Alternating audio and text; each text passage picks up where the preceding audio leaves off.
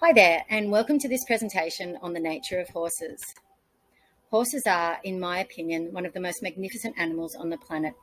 So graceful, elegant, spirited, and strong, and yet, sometimes due to their size and behaviour, they are often misunderstood.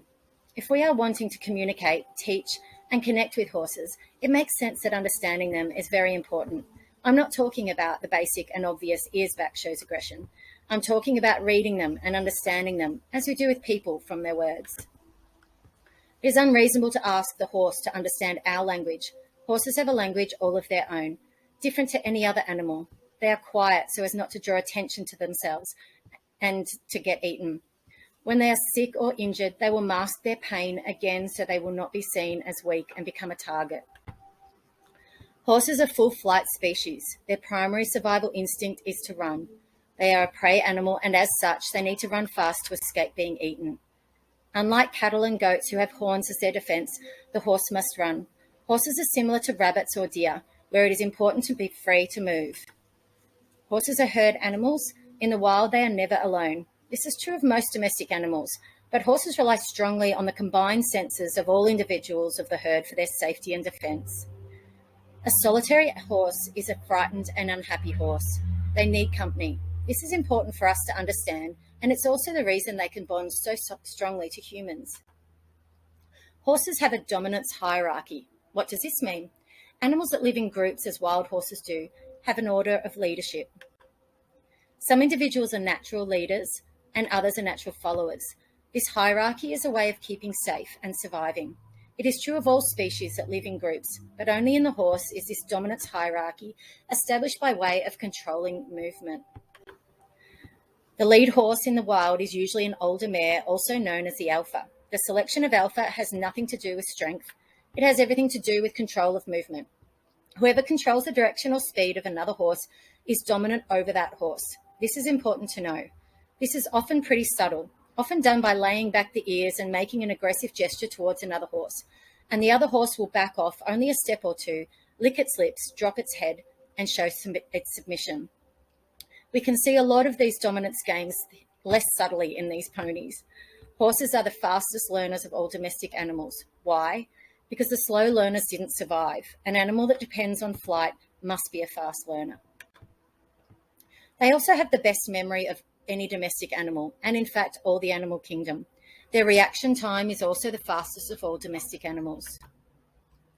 A grazing animal such as a cow, when lifts its head and sees a lion, it simply uses its horns as a defense. However, a horse needs to hear and see as fast as possible to enable enough time to turn and run. This is one of the reasons why we use horses to herd cattle. Horses are the most perceptive of all animals. Their senses are extremely acute and essential to detect danger. They have superior hearing, vision, smell, and touch. Their awareness of their environment, changes, strange objects, small spaces, and loud noises can be very high, causing them to do dangerous things like run through fences, pull back, push into pressure, and hurt themselves. We sometimes attribute this behaviour to stupidity, but this is nature's wisdom. This wisdom has served the horse to stay alive for 56 million years. We have very different senses and often a lack of awareness. As much as horses are highly perceptive to consider danger and changes to their environment, they are also the easiest animals to desensitize. They can be conditioned to accept stimuli that would ordinarily frighten them, if you know how. This seems contrary that such a flighty animal with heightened senses and awareness, maximum speed and reaction would be the easiest animals to domesticate. However, sometimes through the process of domestication or training, we see wild defensive behaviours being shown by horses and developing into unnatural coping behaviours that can be dangerous for both horses and humans. But through helping horses with horrific pasts, I have learned that they are also the most forgiving animals.